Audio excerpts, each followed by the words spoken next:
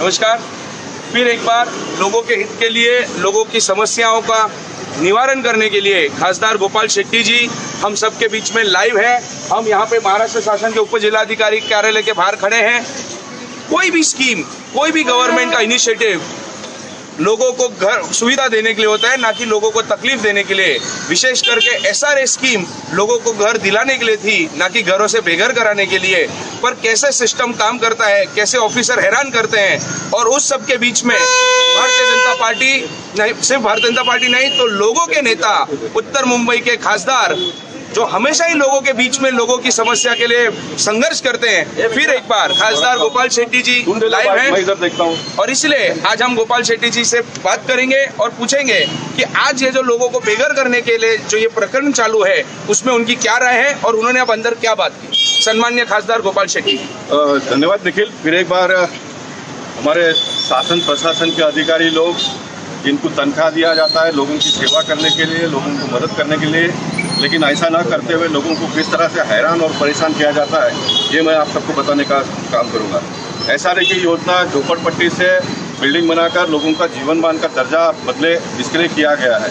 लेकिन वास्तविकता सभी को मालूम है झोपड़पट्टियाँ किस तरह से बनती है, किस तरह से बेचा जाता है, किस तरह से लिया जाता है। सरकार ने समय समय पर उसके बारे में कायदा कानून भी बनाया है।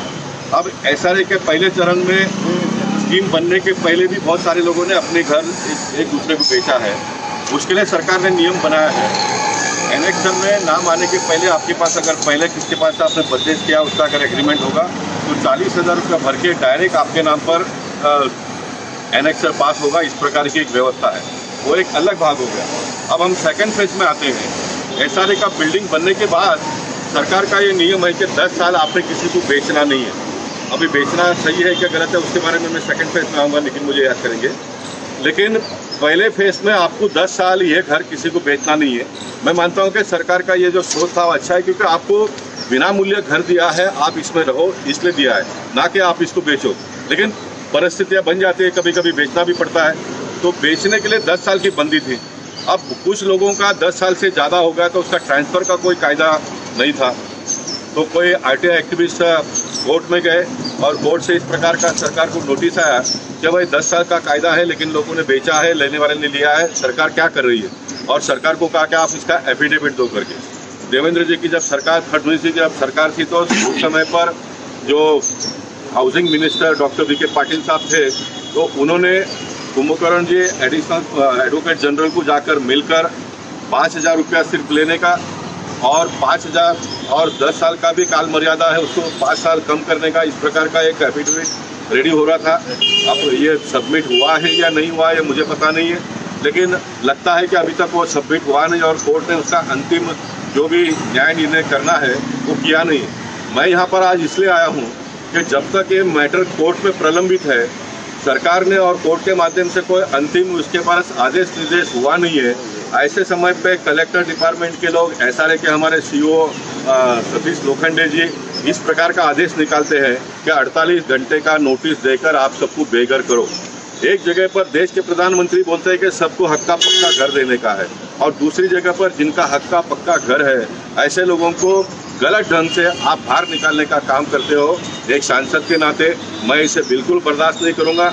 मेरी आवाज़ जो कोई भी सुन रहे हैं, कोई 1 रुपया किसी बिचौलों को नहीं दे। It is a scam, it is a multi crore scam है। मैं कहूँगा ये इस प्रकार का आदेश निकालकर लोगों को डरा कर फिर ये दलाल लोग ने हमको 5,000 रुपये दो, 10,000 रुपये दो, मैं ठीक ठाक कर दूँगा, इस प्रकार का सब मस्ती करते रहते हैं। मैंने पहले भी एक बार वीडियो रिलीज़ किया था, आज फिर एक बार वीडियो रिलीज़ कर रहा हूँ। जो भी जिस घर में भी है उसको कोई निकालेगा नहीं। अगर निकालते हैं तो आप संघर्ष करिए, हमको इन्फॉर्म करिए, हम आएंगे। जगह जगह पर भारतीय जनता पार्टी के कार्यकर्ता है, पूरे मुंबई शहर में आपको भारतीय जनता पार्टी के कार्यकर्ता मदद करेंगे, लेकिन आपने भी संघर्ष करना है।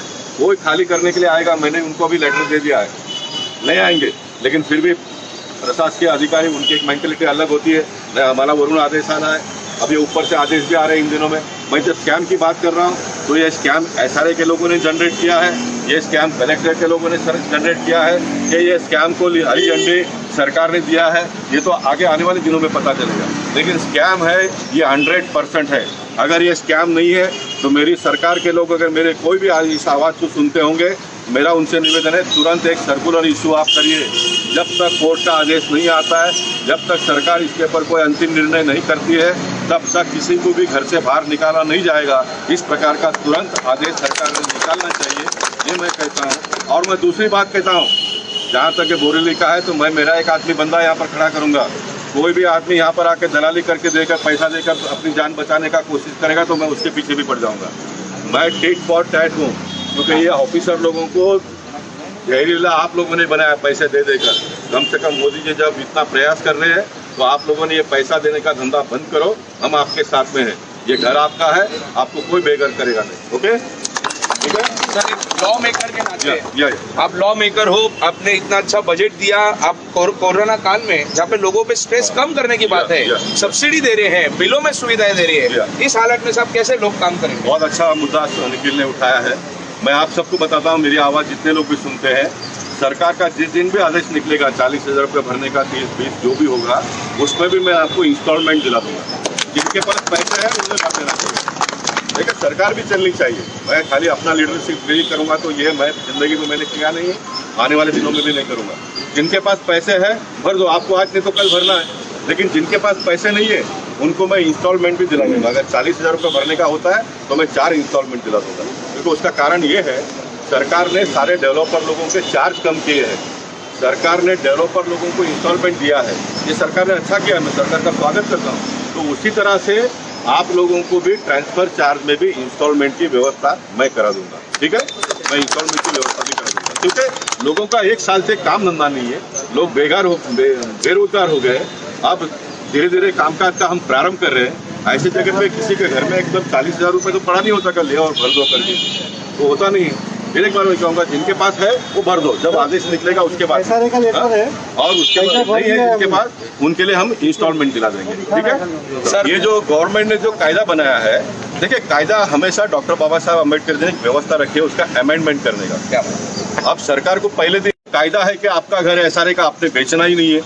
मैं इस कायदे के खिलाफ हूँ, मैं इस कायदे के खिलाफ हूँ। गवर्नमेंट के माइंड में ये है कि आप बेचकर वापस झोपड़पट्टी में जाएंगे, तो उससे मैं सहमत हूँ। नहीं, आपको ये घर दिया है रहने के लिए, आप ये घर में रहकर अच्छे होकर आप इससे बड़ा घर ले लो, ये अच्छी बात है। लेकिन बेचने का ही नहीं ये जो कायदा है, इसके मैं खिलाफ हूँ।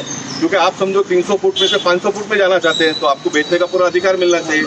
अब सरकार ये कहेगी कि आप प्राइवेट मत बेचो, इसका एक रेट ये तय हो गया, आप हमको घर दे दो और आप चले जाओ, ताकि हम ये घर वापस झोपड़पट्टी वालों को दे देंगे। ये अगर मोदी सरकार करते हैं इसका हम वेलकम करेंगे, इसका हम स्वागत करेंगे।